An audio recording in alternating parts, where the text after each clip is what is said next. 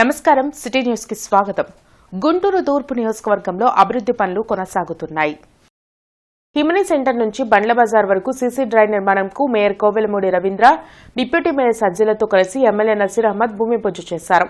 ఈ డ్రైవ్ నిర్మాణంతో మార్కెట్ సెంటర్తో పాటు కార్పొరేషన్ కార్యాలయంలోకి డ్రైన్ వాటర్ చేరలేదని ఎమ్మెల్యే మేయర్ తెలిపారు. ప్రజలు తమ ప్రాంత సమస్యలను కూటమి నాయకుల దృష్టికి తెస్తే వాటిని పరిశీలించి పరిష్కరించేందుకు ఎప్పుడూ సిద్ధంగా ఉంటామని చెప్పారు. కార్యక్రమంలో కూటమి నాయకులు, అధికారులు పాల్గొన్నారు.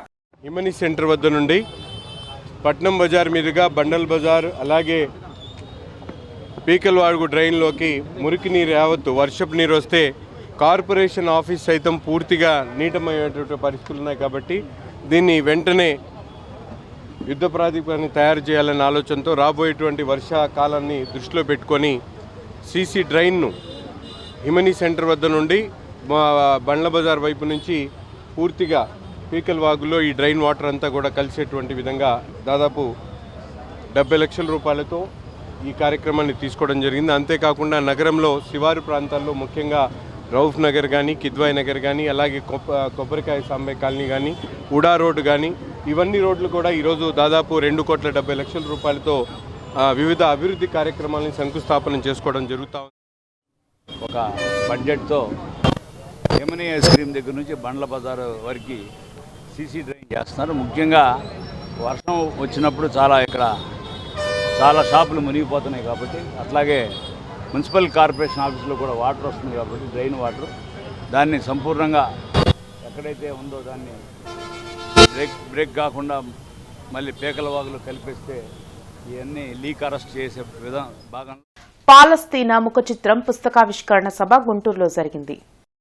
బ్రాడీపేటలోని SHOలో నిర్వహించిన కార్యక్రమంలో రైతు కూలీ సంఘం ఆంధ్రప్రదేశ్ రాష్ట్ర ఉపాధ్యక్షులు వీరబాబు, ప్రొఫెసర్ వేణుగోపాల్, బసవలింగారావు, దివికుమార్, ఉల్లిగడ్డ నాగేశ్వరరావు పాల్గొని పుస్తకాన్ని ఆవిష్కరించారు. గాజాపై దాడులకు ఇజ్రాయెల్ను అమెరికా ప్రోత్సహిస్తూ అనేక మంది ప్రాణాలను బలిగొనడం దుర్మార్గమని వక్తలు అభిప్రాయపడ్డారు. ఈ దాడులను అడ్డుకోకుండా ప్రపంచ దేశాలు ప్రేక్షక పాత్ర పోషించడం శోచనీయమని చెప్పారు. పాలస్తీనా ప్రజలకి వాళ్ళ భూభాగంలో ఈ రోజున చోటు లేకుండా ఎక్కడికెక్కడికో వలసలు వెళ్లాల్సినటువంటి పరిస్థితికి నెట్టబడ్డారు. ఇజ్రాయిల్ చేసేటువంటి దుర్మార్గం అంతా ఇంత కాదు. ఇజ్రాయిల్కి ఆ రకమైనటువంటి దుర్మార్గం చేయగలిగేటువంటి శక్తి వెనకాల ఎవరున్నారయ్యా అని అంటే అమెరికా సామ్రాజ్యవాదం ప్రోత్సహిస్తూ అమెరికా సామ్రాజ్యవాదం కొన్ని లక్షల డాలర్లు వాళ్ళకి గ్రాంటుగా ఇస్తూ మరికొన్ని లక్షల డాలర్లు అప్పుగా ఇస్తూ మరి ఈ దుర్మార్గమైనటువంటి విషయాలని ప్రోత్సాహం ఇస్తూ ఉంది. ఆయిల్ వనరుల మీద తన ఆధిపత్యం చెలాయించడానికి చేసేటువంటి ఈ దుర్మార్గం బయటికి కనపడనివ్వకుండా ఇజ్రాయెల్ని ముందు పెట్టి ఇజ్రాయెల్ ద్వారాగా పాలస్తీనా ప్రజలకి భూభాగం లేకుండా చేయటం అనేటువంటిది చాలా దుర్మార్గం. ఈ అంశాన్ని చూస్తే మనకి అర్థమయ్యేది ఏంటంటే మనకి నిజంగా మామూలుగా మానవ ప్రవృత్తి ఉందా పోయిందా, మన స్పందన ఏ స్థాయిలో ఉంది, అమెరికాని నిజంగా ఒక దేశంగా అనుకోవచ్చా, అమెరికా చేస్తున్న ఘోరానికి, అమెరికా సృష్టిస్తున్న నరకానికి, వాళ్ళ ఆయుధ వ్యాపారానికి, వాళ్ళకున్న దుష్ట తలంపు, అక్కడున్న ఆయిల్ని కొల్లగొట్టడం కోసం చేస్తున్న కుట్రను మనం ఎండగట్టలేకుండా మనం అమెరికా తొత్తులాగా మారిపోయాం.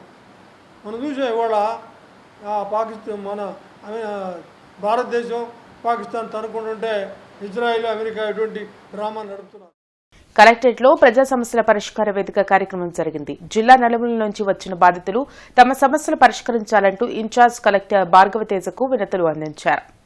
ప్రతి సోమవారం కలెక్టరేట్లో నిర్వహించే ప్రజా సమస్యల పరిష్కార వేదికకు బాధితులు బారులు తీరారు.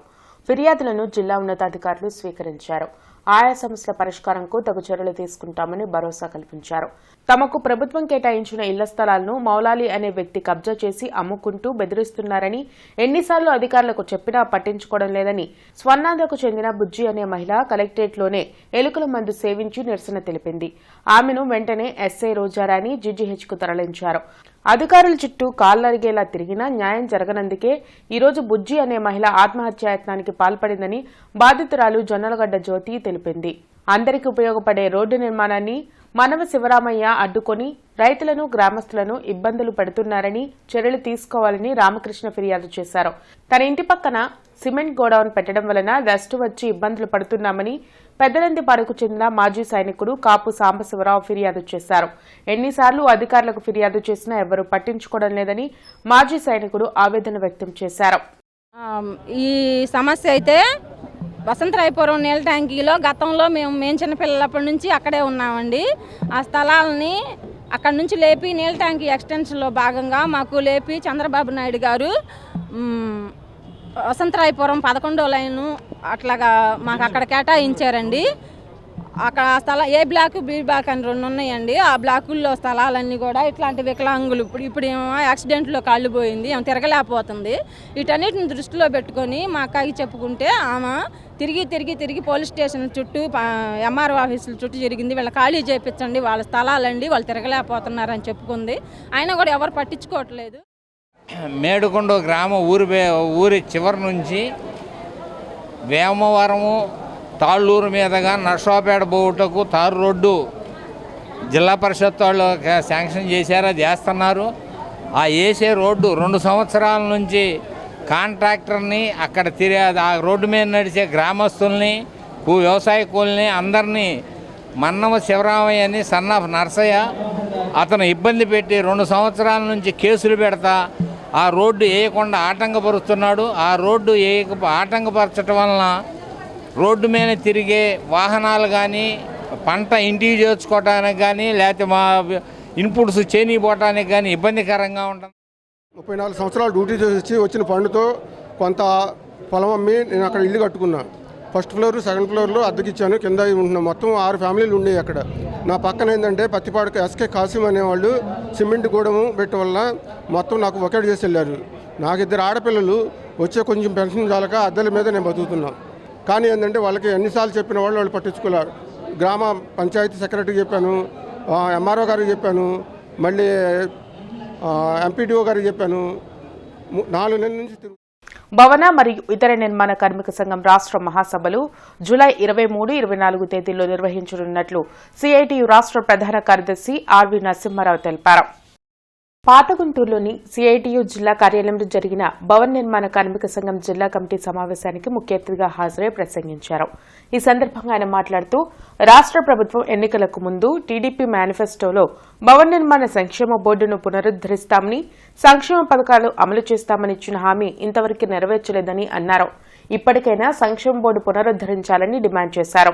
సంక్షేమ బోర్డును పునరుద్దరించకపోవడం వల్ల ప్రమాదాలు జరిగి కార్మికులు చనిపోతున్నా ఆదుకునే దిక్కేలేక కుటుంబాలు ఇబ్బంది పడుతున్నాయని ఆవేదన వ్యక్తం చేశారు. యూనియన్ జిల్లా కార్యదర్శి దండా లక్ష్మీనారాయణ మాట్లాడుతూ భవన నిర్మాణాలకు ఆటంకంగా ఉన్న లైసెన్స్ టెక్నికల్ పర్సన్స్ ఉద్యోగ భద్రతకు ప్రమాదకరంగా ఉన్న జీవో నెంబర్ 20ని రద్దు చేయాలని అన్నారు. కార్యక్రమంలో సిఐటియు జిల్లా అధ్యక్షులు బి లక్ష్మణరావు, నాయకులు కె శ్రీనివాసరావు, ముత్యాలు తదితరులు పాల్గొన్నారు. జూలై 23, 24 తారీఖుల్లో గుంటూరులో భవన నిర్మాణ కార్మిక సంఘం రాష్ట్ర మహాసభ జరగబోతా ఉంది. ఈలోగా బిల్డింగ్ వర్కర్స్ వెల్ఫేర్ బోర్డు పునరుద్ధరణ జరిగితే సరే, లేదంటే రాబోయేటువంటి రాష్ట్ర మహాసభ ఏదైతే జూలై 23, 24 తారీఖున జరగబోతా ఉందో రాష్ట్ర మహాసభలో చర్చించబోతా ఉన్నాం. రాష్ట్ర బిల్డింగ్ వర్కర్స్ వెల్ఫేర్ బోర్డు సాధన కోసం అవసరమైనటువంటి ఆందోళన రూపాలు, పోరాట రూపాలను చర్చించబోతా ఉన్నాం. దాంతో పాటు భారతదేశ వ్యాప్తంగా మోడీ ప్రభుత్వం చేపడుతున్నటువంటి లేబర్ కోడ్ ని నిరోధించడం కోసం, పాత కార్మిక చట్టాలను కాపాడుకోవడం కోసం, బిల్డింగ్ వర్కర్స్ వెల్ఫేర్ బోర్డు దేశవ్యాప్తంగా అన్ని రాష్ట్రాల్లో సంక్షేమ పథకాలు అమలు జరిపించుకోవడం కోసం అవసరమైనటువంటి పద్ధతిలో ఆల్ ఇండియా మహాసభ కూడా చర్చించబోతా ఉంది. కాబట్టి గుంటూరులో జరగబోయేటువంటి 23, 24 జులై రాష్ట్ర మహాసభలు ప్రాముఖ్యత సంతరించుకున్నాయి. బిల్డింగ్ వర్కర్స్ యూనియన్ సంబంధించినంత వరకు, భవన నిర్మాణ కార్మికుల భవిష్యత్తు సంబంధించినంత వరకు ఈ మహాసభలు కీలక భూమిక పోషించబోతా ఉన్నాయి. జిల్లా ఎస్పీ కార్యాలయంలో ప్రజా సమస్యల పరిష్కార వేదిక కార్యక్రమం జరిగింది. జిల్లా నలుమూల నుంచి వచ్చిన బాధితులు తమ సమస్యలు పరిష్కరించాలంటూ ఎస్పీ కార్యాలయంలో అధికారులకు వినతులు ఇచ్చారు. ప్రతి సోమవారం ఎస్పీ కార్యాలయంలో నిర్వహించే ప్రజా సమస్యల పరిష్కార వేదికకు బాధితులు భారీగా తరలివచ్చారు. ఫిర్యాదులను పోలీసు ఉన్నతాధికారులు స్వీకరించారు. ఆయా సమస్యల పరిష్కారంకు తగు చర్యలు తీసుకుంటామని భరోసా కల్పించారు. పొన్నూరులో ఒక ప్రైవేట్ కంపెనీలో పనిచేస్తున్న సబ్బినేని రోజాను అదే కంపెనీలో పనిచేస్తున్న పుషాడపు సురేష్ నమ్మించి 30 లక్షలు అప్పుగా తీసుకుని ఇవ్వకుండా బెదిరిస్తున్నారని, తనకు న్యాయం చేయమని ఫిర్యాదు చేశారు. అనారోగ్యంతో ఉన్న తన కూతురిని నగరంలోని ఒక ప్రైవేట్ ఆసుపత్రిలో చేర్చామని, వారు నిర్లక్ష్యంగా వైద్యం చేయడంతో తన కూతురు చనిపోయిందని, ఆసుపత్రి యాజమాన్యంపై చర్యలు తీసుకోవాలని డాన్స్ మాస్టర్ కళ్యాణ్ ఫిర్యాదు చేశారు. లాస్ట్ మంత్ 9వ తారీఖు చనిపోయింది తను. చనిపోయిన తర్వాత ఒక నెల అసలు ఇది కళా నిజమో కూడా నమ్మలేని పరిస్థితిలో ఉన్నాం. ఎందుకంటే చాలా ఆరోగ్యంగా ఉండేది. 2 రోజులు జ్వరం వచ్చింది దానికి. 3వ రోజు నైట్ ఫిట్స్ లాగా వచ్చినాయి. హాస్పిటల్కి తీసుకెళ్తే వాళ్ళు అక్కడ నైటు 3ంటికి తీసుకెళ్తే అక్కడ జూనియర్ డాక్టర్స్ ట్రీట్ చేశారు. పాపకి బీపీ, షుగరు, జాండీస్ వచ్చినాయండి. అంత హెవీ డోస్ వాడారు. ఆ మెడిసిన్ వల్లే వచ్చి దాని ఆర్గాన్స్ అన్నీ డ్యామేజ్ అయిపోయినాయండి. ట్రేడింగ్ డిపార్ట్మెంట్ 5 సెక్టార్స్ ఉన్నాయి. దానిలో ఒక డిపార్ట్మెంట్లో ట్రేడింగ్ దాంట్లో చేస్తున్నాను నేను. చేస్తా ఇట్లా ఇన్వెస్ట్మెంట్ రూపంలో పెడితే ఆఫీస్ డెవలప్ అయ్యిద్ది, మీకు కూడా పర్సంటేజ్ ఇస్తానని చెప్తే మా చుట్టాల దగ్గర నుంచి ఇన్వెస్ట్మెంట్ తెప్పించి నా పర్సనల్ అమౌంట్ కూడా పెట్టాను. పెడితే 2 ఇయర్స్ అయింది సార్ పెట్టి. ఆ అమౌంట్ తిరిగి ఇవ్వకపోతుంటే మా వాళ్ళు కూడా చేస్తుంటే నేను గోల్డ్ పెట్టి లోన్స్ తీసుకొని తిరిగి ఇచ్చాను. తిరిగిస్తే ఈయన ఇప్పుడు నేను ఇవ్వను, ఏం చేసుకుంటావో చేసుకో అని చెప్పేసి అంటున్నారు. గుజ్జనగుళ్ల ముస్లిం వెల్ఫేర్ సొసైటీ ఆధ్వర్యంలో కత్నా కార్యక్రమం నిర్వహించారు. ఇందులో భాగంగా కత్నా కార్యక్రమం నిర్వహించి పేద ముస్లింలకు ఉచిత మందులు పంపిణీ చేశారు. తమ సొసైటీ ద్వారా పేద ముస్లిం మహిళలకు కుట్టు మిషన్ శిక్షణ, పెళ్లి, విద్య, వైద్య ఖర్చులకు ఆర్థిక సాయం వంటి అనేక సేవా కార్యక్రమాలను నిరంతరం చేపడుతున్నట్లు అధ్యక్షులు షేక్ అబ్దుల్ ఖాదర్ తెలిపారు. గుజ్జనగుళ్ల ముస్లిం వెల్ఫేర్ సొసైటీ కమిటీ వారి ఆధ్వర్యంలో పేద ముస్లిం పిల్లలకు సొంతీలు కార్యక్రమం చేయడం జరిగింది. ప్రతి సంవత్సరంలాగానే ఈ సంవత్సరం కూడా మేము 100 మంది పిల్లలకి టార్గెట్ చేస్తున్నాము. ఇప్పుడు 50 మంది పిల్లలు వచ్చారు, ఇంకా వస్తారు. వాళ్ళకి మా ఇస్లాంలో సొంతీలు చేయడం ఒక సాంప్రదాయం కాబట్టి మా ప్రవక్త గారు పేసిన ఆదేశం ప్రకారం పేదవారు చేయించుకోవడానికి ఇబ్బంది పడతారని చెప్పని ఈ సొసైటీ ద్వారా మేము ప్రతి సంవత్సరం ఈ ప్రోగ్రాం చేస్తున్నాం. మా కమిటీ వారు మేము సొంతి చేసిన తర్వాత వాళ్ళకి 1 వీక్ సరిపోయే మెడిసిన్, పౌష్టికాహారం ఇస్తున్నాం. మరి గ్రామ పెద్దలు సహకారం, మా కమిటీ వాళ్ళందరూ కలిసి ఈ ప్రోగ్రాం చేయడం జరిగింది. ఈ సొసైటీ తరఫున పేద ముస్లిం మహిళలకు కుట్టు మిషన్ సెంటర్ ఉచితంగా నేర్పుతున్నాం. అట్లాగే పెళ్లిళ్లకు 5,000 రూపాయలు పెళ్లి ఖర్చులు ఇస్తున్నాం. విద్యార్థులకు స్కాలర్షిప్ ఇస్తున్నాం. అట్లాగే వైద్య ఖర్చులకు పేదవారి కళ్ళ శుక్లము చేయించడం కానీ, పక్షవాతం కానీ మెడిసిన్ డబ్బులు ఇస్తున్నాం. వితంతులకు ప్రతి సంవత్సరం రంజాన్లో 400 వీడియోస్కు శారీస్ పంచుతున్నాం. అట్లా ఖతనా ప్రోగ్రాం ఈ కార్యక్రమం చెప్తున్నాం. ఖననం పేద ముస్లిం చనిపోతే మట్టి ఖర్చుల కింద 5,000 రూపాయలు ఇస్తున్నాం. శ్రీ కన్యకా పరమేశ్వరి ఆర్యవైశ్య సంఘం గుంటూరు కమిటీ ప్రమాణ స్వీకారోత్సవం జరిగింది. ఆరగ్రహారంలోని వాసవి కన్యకా పరమేశ్వరి అమ్మవారి దేవాలయంలో నిర్వహించిన ఈ కార్యక్రమంలో అధ్యక్షులుగా అన్నా పూర్ణచంద్రరావు, ప్రధాన కార్యదర్శిగా కూనిశెట్టి చంద్రశేఖరరావు, కోశాధికారిగా అశోక్ కుమార్ ప్రమాణం చేశారు. ఇండియన్ ఛాంబర్ ఆఫ్ కామర్స్ గౌరవ అధ్యక్షులు ఆతుకూరి ఆంజనేయులు, ఆధ్యాత్మికవేత్త బ్రహ్మశ్రీ పివి గౌరీశంకర్, వనమా పూర్ణచంద్రరావు, టీఎల్వి ఆంజనేయులు తదితరులు పాల్గొన్నారు. వాసవి కన్యకా పరమేశ్వరి అమ్మవారి దేవాలయాలు స్వయం ప్రతిపత్తితో నిర్వహించుకునేలా గతంలో ఉన్న జీవోను తిరిగి అమలు చేయాలని, దీనికోసం నూతన కమిటీ కృషి చేయాలని ప్రముఖులు సూచించారు. తప్పనిసరిగా దేశవ్యాప్తంగా ఉన్నటువంటి అమ్మవారి గుళ్ళు మొత్తం కూడా ఎండోమెంట్ నుంచి గవర్నమెంట్ లేకుండా మేమే స్వయం ప్రతిపత్తితోటి పరిపాలించుకునే అవకాశాన్ని కల్పించాలని చెప్పి ఈ కొత్తగా పెట్టిన సంస్థ పనిచేస్తుందని, దానికి మేము ఆర్థికంగా, మానసికంగా, శారీరకంగా అనేక సహాయాలు ఇచ్చి పెద్దలు మేమందరం కలిసి ఈ సంస్థను ముందుకు తీసుకెళ్ళి అమ్మవారి ఆశీస్సులతోటి తప్పనిసరిగా ఈ అసోసియేషన్ ముందుకు తీసుకెళ్ళి అమ్మవారి గుళ్ళు స్వయం ప్రతిపత్తితో పనిచేయాలని చెప్పి పనిచేస్తుందని చెప్పి మరి అమ్మవారి ఆశీస్సులు మా అందరికీ ఉంటాయని చెప్పి మనం చేస్తూ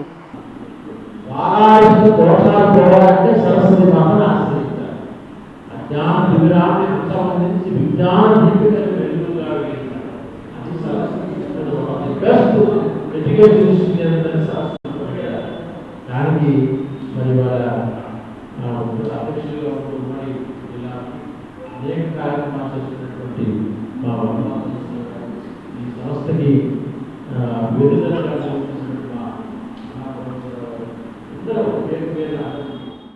చిలకలూరుపేట పురపాలక సంఘంకు చెందిన డంపింగ్ యార్డ్లో 1,300 కోట్లతో కొత్తగా ఏర్పాటు చేసిన మిషన్ను ఎమ్మెల్యే ప్రతిపాటి పుల్లారావు ప్రారంభించారు. రోజుకు చెత్త నుంచి 800 టన్నులు సంపద ఉత్పత్తి అవుతుందని ఆయన తెలిపారు. చిలకలూరుపేట పురపాలక సంఘంకు చెందిన డంపింగ్ యార్డ్లో వేస్ట్ చెత్త నుంచి సంపద ఉత్పత్తి చేసే ప్రక్రియను ఎమ్మెల్యే ప్రారంభించారు. 1,300 కోట్లతో నూతనంగా 2 మిషన్లు ఏర్పాటు చేశారు. ఈ మిషన్లో వేస్ట్ చెత్తను వేస్తే దానిలో నుండి సంపద సృష్టించే ఎరువు వస్తుందని పుల్లారావు తెలిపారు. స్వచ్ఛాంధ్రప్రదేశ్ స్వచ్ఛ చిలకలూరుపేట అనే నినాదంతో ఈ నూతన కార్యక్రమం నిర్వహిస్తున్నామని అన్నారు. చెత్త నుంచి సంపద వచ్చే ప్రక్రియను ఈ సందర్భంగా ఎమ్మెల్యే పరిశీలించారు. మున్సిపల్ కమిషనర్ శ్రీహరిని వివరాలు అడిగి తెలుసుకున్నారు. ప్రతిరోజు పర్యవేక్షణ తప్పనిసరిగా ఉండాలని కమిషనర్ను ఆదేశించారు. మరికొన్ని రోజుల్లో మరొక మిషన్ ఏర్పాటుకు సిద్ధం చేశామని ఆయన తెలిపారు.